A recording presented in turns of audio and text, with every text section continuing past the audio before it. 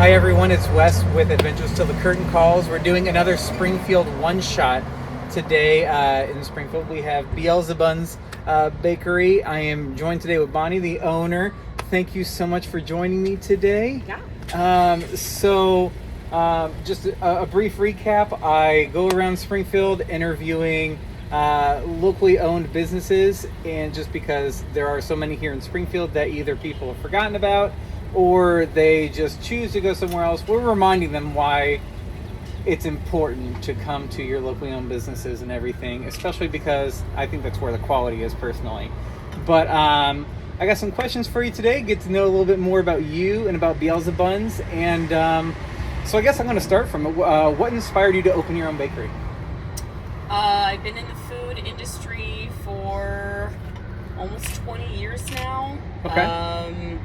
It's pretty much the only industry I've been in besides like some accounting on the side. But I've worked in lots of different, sectors of the food industry, and I've worked with a lot of people that taught me how not to run a business. Sure. So, you kind of do your own thing because you're like, oh, maybe I could do it a little better. Maybe I could do it my way. And so, it's just, I got to that point in my life, in my career, where I was like, I think I'm just going to do it for myself and see how it goes. So why Springfield? Are you from the area, or? I am not from the area. I'm a transplant. Fair enough. I was born in Atlanta. Same. Oh, really? Okay, yeah. That's awesome. Alpharetta, more specifically, but. Okay. I was was born in Decatur General Hospital. Okay, I was in Fulton County. Gotcha. But yeah. I'm from the South. We moved here from Florida, and we've been here since 2013. Okay. Yeah.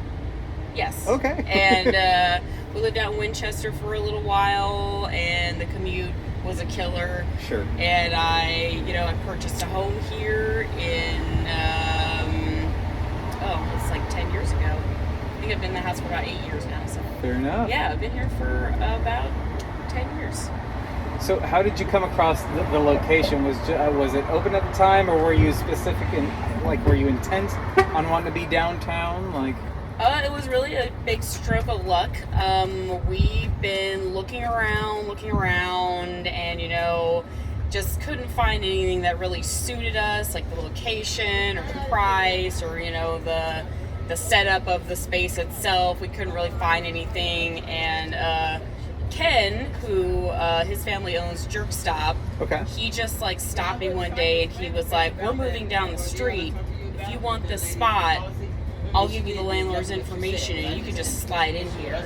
And so props to Ken for just being like, "Get in here, take this spot, it's open." So yeah, he was out 2 months later, and they moved down to the old Tautology spot, and we hopped right in here. So it was just word of mouth, fellow restaurateurs open, just looking out for each other. So yeah. And now officially, how long have you been here now? This is our second year. Second year, okay. Yes. So you guys would have opened right at the end of the pandemic? Actually, I started the business at the farmer's market in 2017. Okay. That's when I officially filed the paperwork.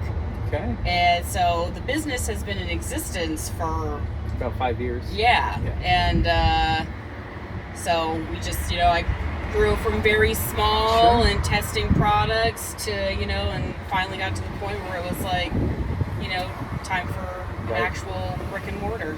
Well, and the fact that we have farmers markets every weekend, every Wednesday. Thursdays. Yes, it's the perfect opportunity to test drive. I know when I spoke with Elizabeth over at Wakery, she's like, yeah, farmers market was the perfect place to get things going, get that word of mouth going. So I'm curious, the name Beelzebunz, so how did you come across, hey, I'm going to call my place Beelzebunz? I made it up. It's a play on words. Sure. If you know anything about demonology or anything like that, all of the 7 deadly sins have a demon assigned to them, and Beelzebub is the demon of gluttony. Sure. This is a bakery. Yeah. You know, we're definitely leaning towards, you know, like Filling the gullet, yeah. Yeah, feed your demons, Sure. eat what you want, like, you know what's going in your food, know who's making it, like, Oh, yeah. so, you know, just kind of came up with, like, a fun play on words that I just came up with, so. Fair enough. Yeah. And obviously, it's... people get hung up on any sort of introduction of demonology or whatever, but that's not the point here. It's like where you're developing food, you're satiating a need that people have, and that's to, again, fill their gullet. I've had your stuff. I got it at farmer's market last weekend. I think I bought from you. So I mean, people shouldn't be afraid of a name of a store just because of its name. They need to see the quality of the product, and your guys' product is always of quality. Yeah, thank you. And speaking of the product, you're not just a typical bakery. You don't just do bagels or other pastries. What else do you guys have like on your menu? Well, the bagels was the initial item that I saw a niche for bagels, and I saw a niche for vegan food and gluten-free food, and I really wanted to, you know, hone my skills as, you know, a more well-rounded baker by branching out into, like, because bagels are a very, you know, complex pastry to make, and it's a process, and it's also like an ancient food that has a lot of history attached to it. And you know, even, you know, 5 years into it, really focusing on that, we're still, you know, getting better and better at that. But I was like, Springfield needs a bagel shop. Where are all the bagels? You know, like, I am from the South, like East Coast, and I'm like, this is crazy. And that there's not a bagel shop here, and that there isn't, you know, little vegan options, more vegan options. Sure. So, you know, I really wanted to fill that niche that I saw, and like I said, at the farmer's market, it was great to, like, test products, you know, test small batches, get immediate feedback, and I wanted to, you know, not do things that you could already find. You know, Incredibly Delicious is an amazing, like, classic French patisserie, and I'm like, you know, we don't need more of that. You know, Mellow Cream makes, like, amazing donuts, and they're, like, absolutely a Springfield staple, and I'm like, we don't need more of that. Like, they've got that handled, so I'm like, you know, what do we not have? And that's kind of the, like, you know, you don't want to create more competition for yourself. You want to, you know, fill the niche. You want to, you know, enmesh yourself in the industry, so you're not, you know, you're not all fighting over the same dollar for the same thing. So during your growing phase, figuring out, like, what that niche was in Springfield, aside from the bagels, what's kind of one of your biggest sellers that, you know, people come in and like, oh yeah, I want to try that, and it just seems to almost fly off the shelf? Well, we started doing, like, the little hand pies. So, like, meat pies, like a Jamaican beef patty specifically, and then, like, empanadas, and that's one of my favorite things about having been able to, like, travel quite a bit in my life. Every culture has its own little version of a meat pie, and it's fun to see how different they are throughout different, like, cultures, and even just, like, different regions, but how similar they really are in the end. And it's, you know, it's a familiar form, and, you know, even if it is like an unfamiliar flavor profile, but, you know, finding those things that are, like, different and intriguing, but still approachable. So, like, that's one of our best sellers for sure. And then also, like, our cheesecakes.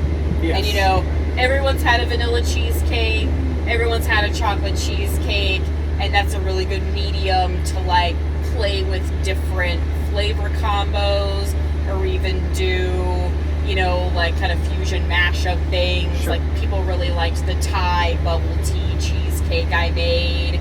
People really like, like the kind of like more tropical fruit things we do with it, or even just when I just kind of like go crazy, and like the gateway drug is always a bestseller, and that's literally just like, it used to be my ice cream order when I was, a peon working at a Cold Stone. It was coffee ice cream with peanut butter Oreos and almonds, and then I think I put like, chocolate fudge syrup in there, and that was one of the first things that I was like, this fucks. I think I could like do this like professionally. Like, I think there's something here. And I just kind of like turned that into a cheesecake version, and it still fucks. Yeah, like, I think what's it called, the dark mass cheesecake? The black mass mass cheesecake. Yeah. I was eyeballing that a bit ago, and should my blood sugar allow, I would love to. But yeah, also the key lime pies. I actually had the chicken empanada when I got it from you the other weekend, and I loved it. I mean, from Georgia, it's barbecue and meat and everything. So having the empanada was delicious. It was savory, and it was just so wonderful in contrast, because I think I had a brownie with it too and everything. Yeah, it was a problem, but it's so wonderful, and it's, a lot of people think bakeries, it's either just a bread or it's sugar, but you also have vegan friendly options as well as gluten free, correct? Yes. Okay, fantastic. So, do you guys do any catering? We do catering. We do, smaller events. And, we've done small weddings. We've done birthday parties, baby showers. I do custom cakes. Okay. So yeah, we do small catering events. What do you think? So, it's been 2 years now since you had the storefront. 5 years now since you've been in business, since 2017 you signed the papers. What's it been like to see, this dream of opening your own bakery go from farmers markets to storefront, and I believe that you're a staple mark here downtown. What's it like seeing your dream and your passion just grow and flourish? It's pretty wild. You do, especially as like a food service operation owner, because it is so fast paced and like high volume of just like tasks you're doing every day. You really have to remind yourself to just like stop and be like, look how far I've come. Like, I have employees. I have a fleet of delivery vans. We have markets in like St. Louis, and literally feeding probably, tens of thousands of people are eating our product, at least, if not more. And that's it is really crazy to just like have those moments and be like, whoa, this was just like me screwing around trying to figure out how to make bagels, like 5 years ago. And it's, the sweat you put into it, and like seeing, people, it really is about like seeing people be like, I love this. This is amazing. I'm so glad you're here. I'm so glad we found your place. Like, we love the food, and getting that, like, atta girl is, that's really like, it's all about the love you get. Well, yeah, and I think like when you put your head down and you're doing the work and everything, like you said, bringing your head up and just seeing what you created around you by doing that. Of course, it's gotta feel so satisfactory. I've obviously never opened a business or anything, but what companies, what other businesses here in Springfield, if any, do you partner with or do you work with? Or because you were talking about Ken earlier and how, business owner to business owner kind of watching out for each other and whatnot. So is there anyone here in town that you could say you have that kind of relationship with, that you work with? Oh, well, I mean, we have just all of our downtown neighbors are just really wonderful neighbors, and I feel like we all have each other's backs, and we all essentially want the same things for downtown. So Right. I love having a spot downtown. It's fantastic. It's a great community. Arrowroot Coffee Okay. is doing a really amazing job. He's going all electric with his roastery, Okay. and they roast our custom shop blend, the Beelzebunz. Yes. And it's a super dark Sumatran roast, Okay. and you can't get it anywhere else. And he's just wonderful. They make amazing coffee, and his business is growing really, really fast too, and that's fantastic to see. The Wakery, of course, we've partnered with them for some fun, like Sure. drinks and snacks bundles, and like their spot looks amazing, and everyone is loving their product. Buzzbomb has had my back for years. Right.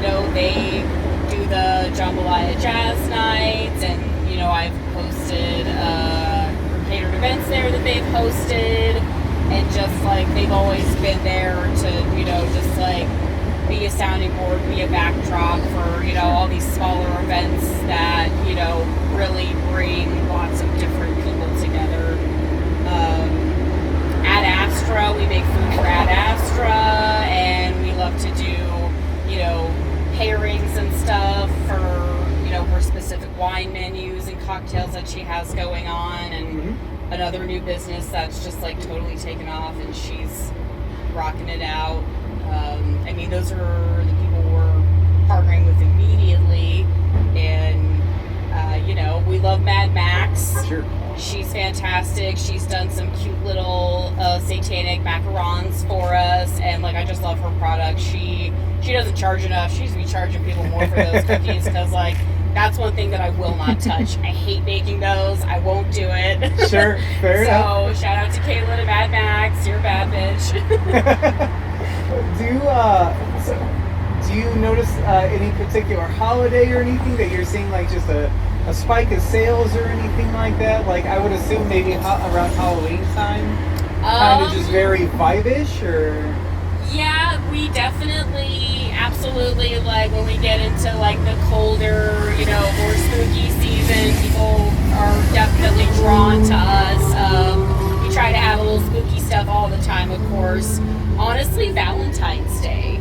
Okay. Yeah, we pop off for Valentine's Day, which, fairly typical for like a bakery, but people really love our cute or crude ice sugar cookies. I don't know if you've seen those before, but they're like conversation hard style, but like I write really terrible, dirty, nasty things on them, and people love that shit, and I love making them, and I will write pretty much anything on an iced cookie for you. So, if you're looking for some smutty iced cookies or cute ones or whatever, you can call me and I'll do it up for you. So. Well, and that's another thing. Like, I feel like, especially around Valentine's, you get like the Be Mine, like Forever Yours, all the cute stuff, but like very sometimes very saccharine. Yeah, I would say almost tame. And And so, we all know love's not like that. Oh no, it's messy, it's passionate, it's So it's animal, it's primal. Yeah, exactly. And like, and it's tongue in cheek, and when you have a fantastic relationship, like you tease your partner a lot, right? Like sexually or like jabbily, whatever you want to say. But so that's I feel like I'm a realist, and I try to be pretty real about everything. And I was really sick of the saccharine sweet Valentine stuff. It's fun. It's something fun for you and your significant other, whoever that may be. Yeah, and it's relatable. Yeah, and everyone eats. Everyone eats. Yeah. So to put the passion with the food, and then eat the passionate food.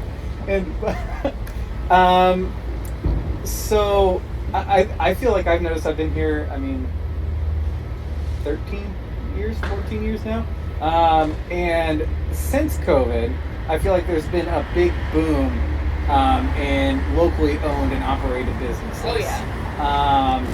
Obviously, COVID did its damage and closed some people out, unfortunately. Right. But I feel like just as many, if not more, have risen up since then, so I feel like COVID made people think like, hey, this is what I want to do. This is what makes me happy. I want to make other people happy by providing whatever service that is, obviously baked goods here, and other, not just baked goods, but your sweet, your savory. Do you feel like you got in at the right time for you to open your business? I mean, because in retrospect, 4 years ago, 3 years ago, may not have been able to get this space because of COVID. Right. So do you feel like it was kind of fate and just timing working together for you when you were able to get the storefront when you did? Oh, I mean, the Dark Lord has truly smiled upon me so many times. You're just like, wow, like, yeah, how did that happen? Sure. I mean, during COVID, so because we were at the farmers market, and because the farmers market is a place that people can utilize their Link and Snap, and the senior citizens, like food programs and WIC and things like that, it was deemed a necessary operation. So we were actually one of the standout places where like you could consistently get prepared food and fresh produce and stuff, and it was outdoors. Sure.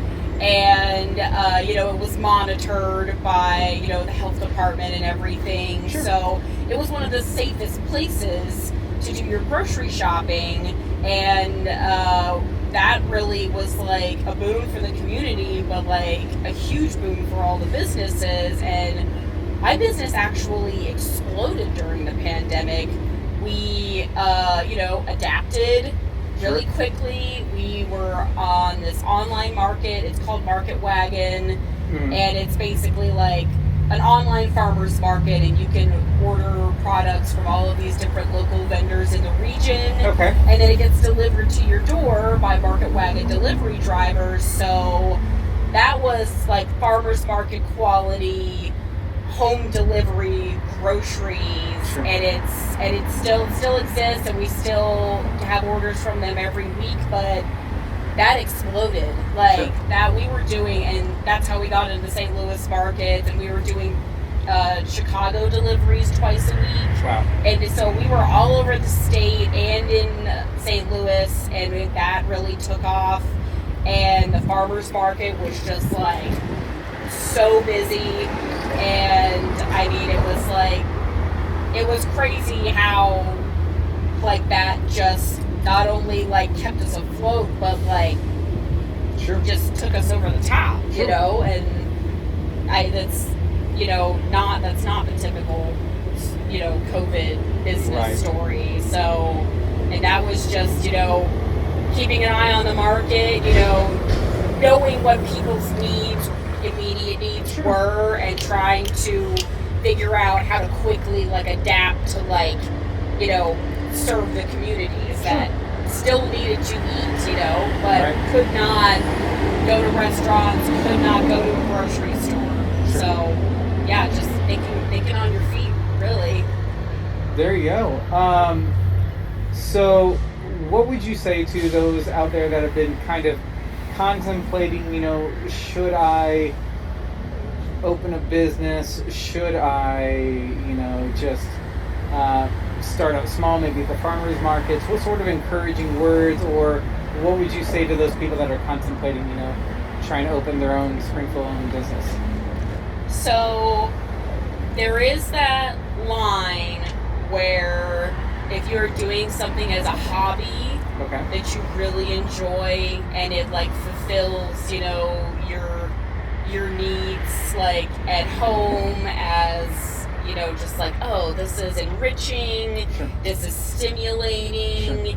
and sometimes whether it's like crocheting or baking or making other kinds of art, and obviously if it's something that winds up with like a tangible product, sure. then you're sharing it with your friends and family, and they're giving you incredible feedback, and everyone's trying to like push you, right. like nudging you into like you lovingly, yes, of course, the your biggest supporters.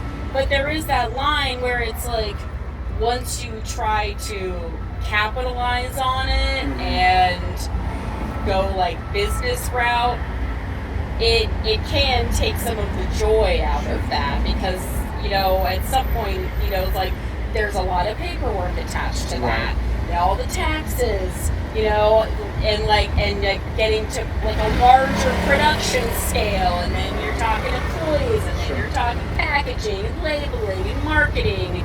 And if you're like, everyone loves this and I think everyone could have this in their home or in their mouth or on their body or whatever, like there's a niche in the community and I think that like people want this and they're gonna love it, and you're prepared to make that jump into like it might not be as fun anymore, go for it.